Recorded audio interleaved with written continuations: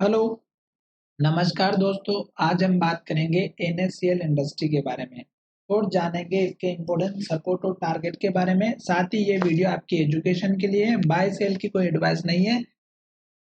फिर भी आप ट्रेड करते हैं तो अपने फाइनेंशियल एडवाइजर से कंसल्ट करें। तो चलिए वीडियो की शुरुआत करते हैं। सबसे पहले मैं यहाँ पर आपको दिखा देता हूँ कि स्टॉक में ट्रेंड चल रहा है डाउन का, और अगर स्टॉक डाउन में दिखाई दे रहा है तो हमें अप ट्रेंड के लिए बिल्कुल भी ट्रेड नहीं लेना चाहिए। क्यों?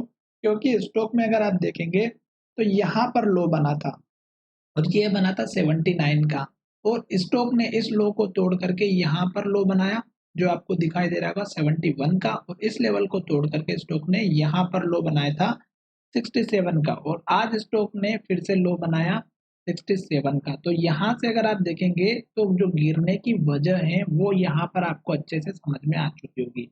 तो अब हमें क्या करना है कि जो पुराना हमारा लो था, जैसे कि यहाँ पर बना हुआ था, अगर आप इसको देखेंगे तो स्टॉक ने कितनी बार मल्टीपल टाइम्स पे स्टॉक ने सपोर्ट लिया और स्टॉक जो है यहीं से ब्रेक करके नीचे की तरफ चला गया।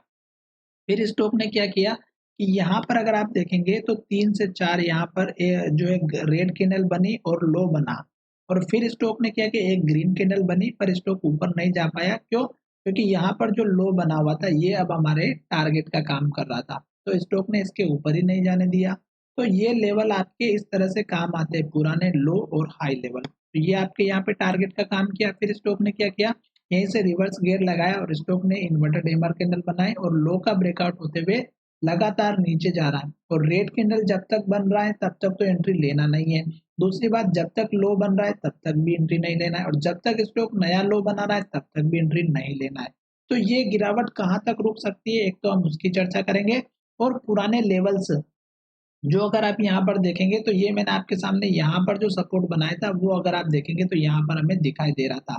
फिर स्टॉक ने इस लो को तोड़ा, ये लेवल भी हमारा एक बहुत ही बढ़िया सपोर्ट का काम कर रहा था, और स्टॉक ने इस लेवल को भी तोड़ करके नीचे की तरफ डायरेक्शन दिखा दी थी। अब हमें क्या देखना है कि अब स्टॉक नीचे की तरफ जा रहा है और इस लेवल के आसपास आ रहा है।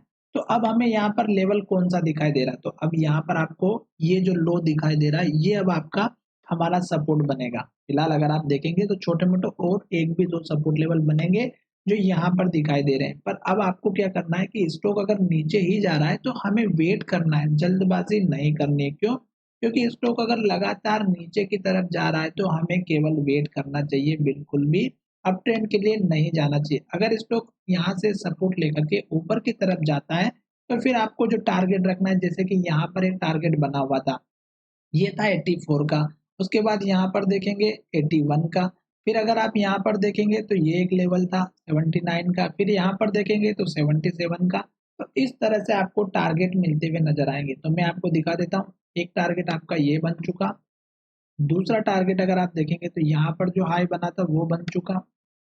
उसके बाद अगर आप देखेंगे तो यहाँ पर एक हमारा छोटा-सा टारगेट बना था 77 का, ये बन चुका।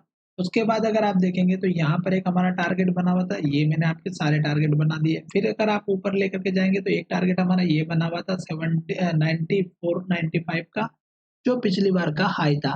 तो आपको अच्छे से समझ में आ रहा होगा कि स्टॉक ने ये टारगेट कितनी बार अचीव किया, और यहाँ पर भी अगर आप देखेंगे तो इसी स्टॉक में इस लेवल के आसपास आने के बाद इन्वर्टेड हैमर बनी और लो का ब्रेकआउट हुआ, गिरावट आई। अभी स्टॉक नीचे जा रहा है तो जाने दीजिएगा, जल्दबाजी ना करें, क्योंकि अगर स्टॉक नीचे की तरफ जा रहा है तो आपको केवल और केवल वॉच करना चाहिए, जल्दबाजी नहीं करनी चाहिए। क्यों?